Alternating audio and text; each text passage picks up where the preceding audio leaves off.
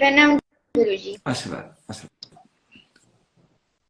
गुरुजी, आज हम आपसे जानना चाहते हैं कि दीक्षा का क्या महत्व है और दीक्षा कब, कैसे और किससे ले सकते हैं।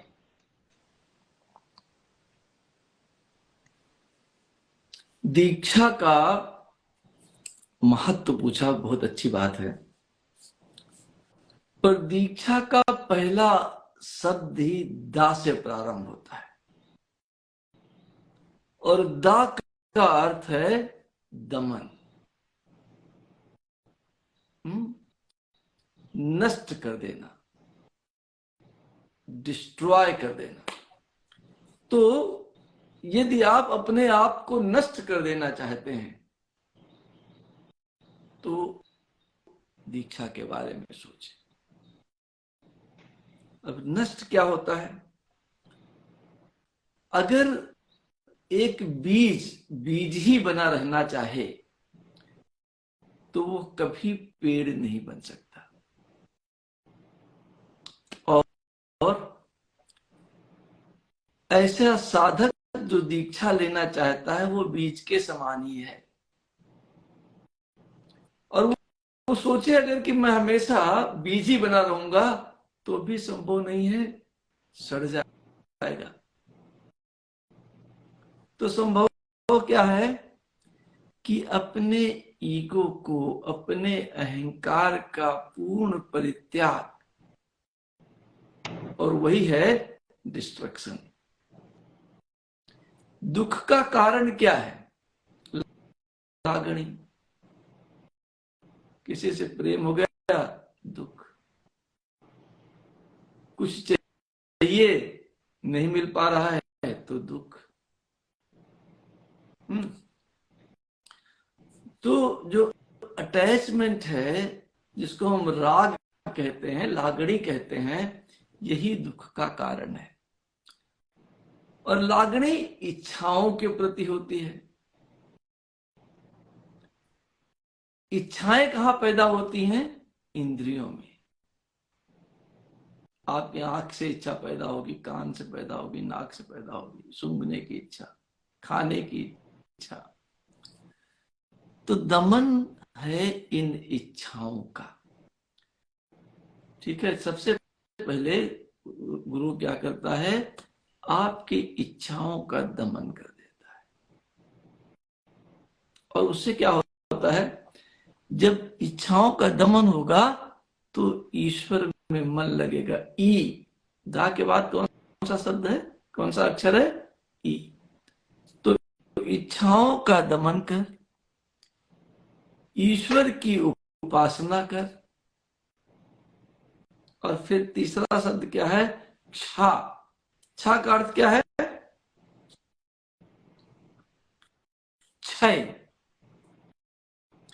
जब आपकी इच्छाओं का दमन हो जाता है, ईश्वर में मन लग जाता है, तो सभी प्रकार की वासनाओं का क्षय हो जाता है।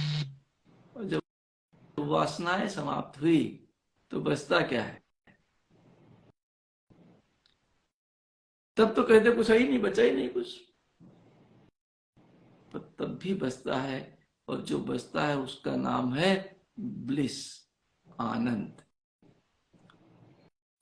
इच्छाओं का दमन कर, ईश्वर में मन लगवा कर, वासनाओं का क्षय कर, आनंद प्राप्त करने की क्रिया को दीक्षा कहते हैं। ठीक है। तो पहली चीज यह है, इससे बढ़िया कोई और क्रिया नहीं है। पर यदि आप अपने आप को जिस रूप में, इसी रूप में रखे रहना चाहते हैं तो कभी दीक्षा न लें। तभी लें जब आनंद चाहते हैं, और असली वाला, सुख नहीं, आनंद। तो आनंद प्राप्त की इस क्रिया को हम दीक्षा कहते हैं। अब कैसे करें? आनंद प्राप्ति क्या है? दुख क्या है? 3 प्रकार के दुख हैं। कौन से दैहिक, दैविक, भौतिक ताप, 3 प्रकार के ताप, 3 प्रकार के दुख शरीर को, दैहिक, दैविक, भौतिक। इन तीनों दुखों का विनाश कर। और दुखों का विनाश कैसे संभव है? शरीर के शुद्धिकरण द्वारा। शरीर में क्या है? ऐसे तो कह दिया, छित जल पावक गगन समीरा, पंच तत्व मिल बना शरीरा। 5 तत्व से शरीर बना हुआ है। तंत्र की अगर आप गहराइयों में जाने का प्रयास करें तो आपको पता चलेगा ये 5 तत्व 36 हैं। षट त्रिंश तत्व, 36 तत्व हैं। इन 36 तत्वों का शुद्धिकरण ही तंत्र है। तंत्र टोटके कर दिया, चौराहे पर मटकी वटकी रखा है, वो तंत्र नहीं है। तंत्र की जो प्रक्रिया है वो 36 तत्वों का शुद्धिकरण है। और यदि उन 36 तत्वों का शुद्धिकरण हो जाए तो मनुष्य को दैहिक, दैविक और भौतिक ताप से मुक्ति मिल जाती है। और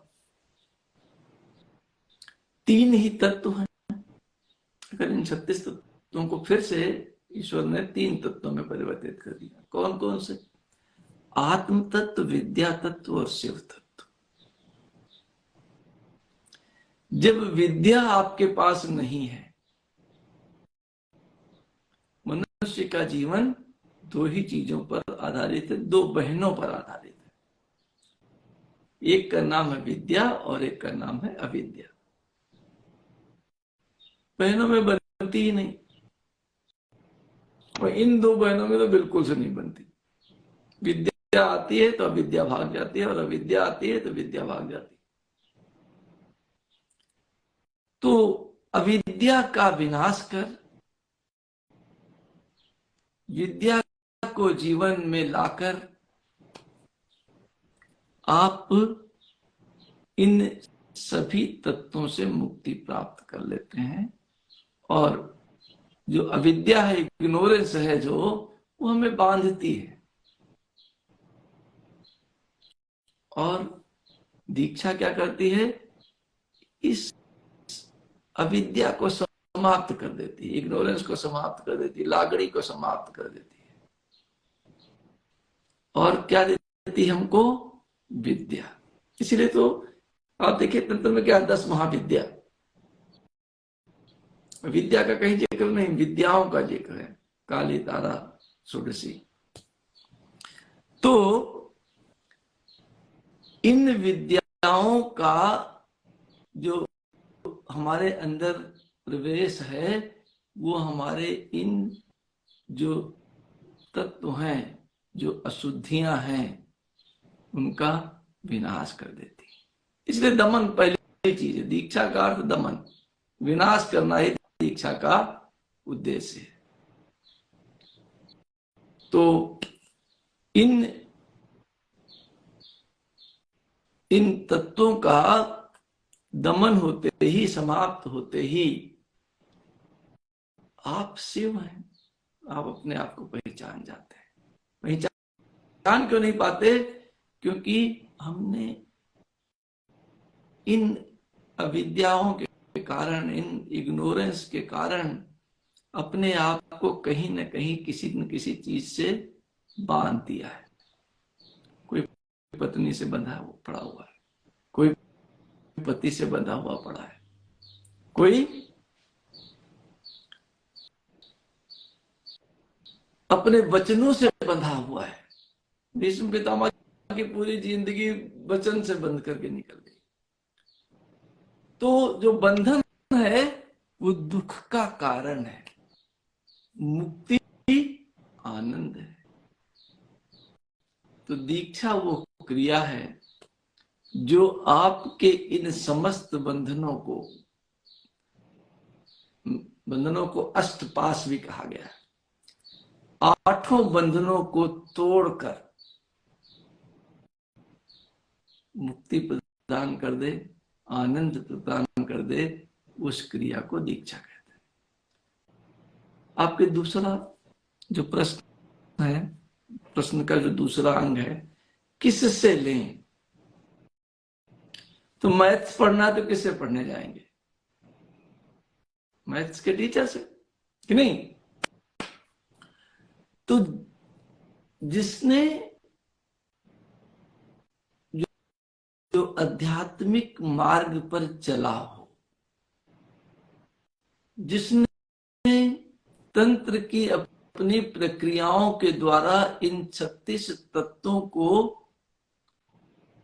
शुद्ध किया हो,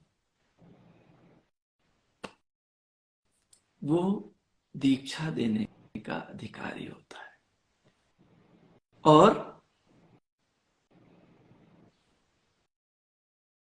जो अपनी दिव्य अंश को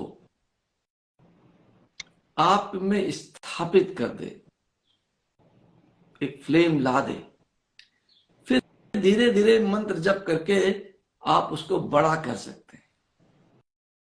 पर बीज मंत्र ही मुख्य मंत्र है जो गुरु आपके अंदर स्थापित कर देता है।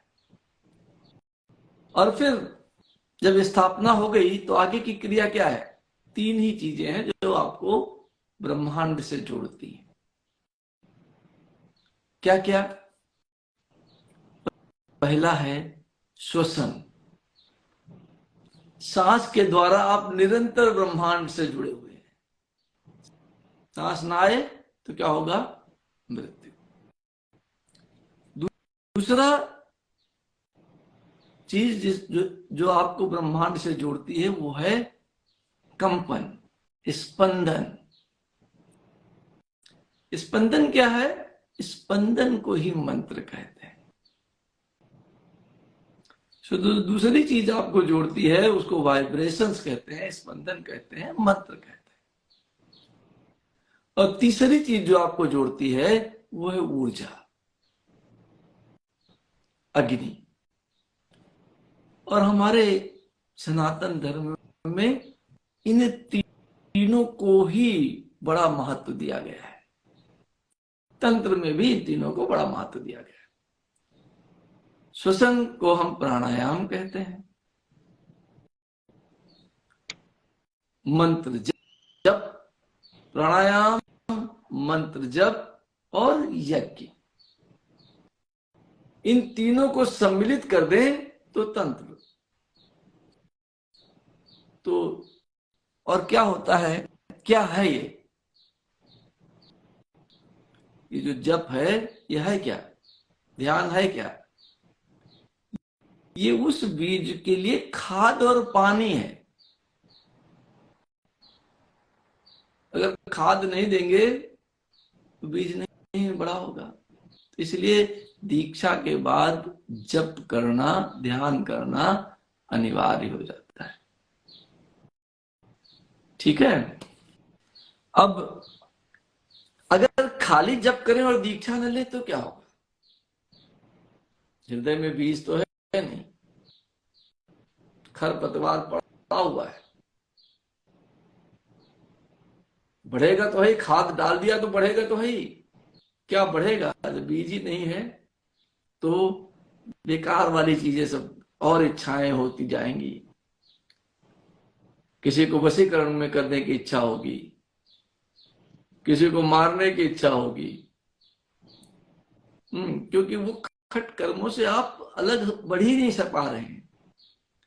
इसलिए यदि आपको ईश्वर में विलीन होना है तो बीज मंत्र की स्थापना आवश्यक है।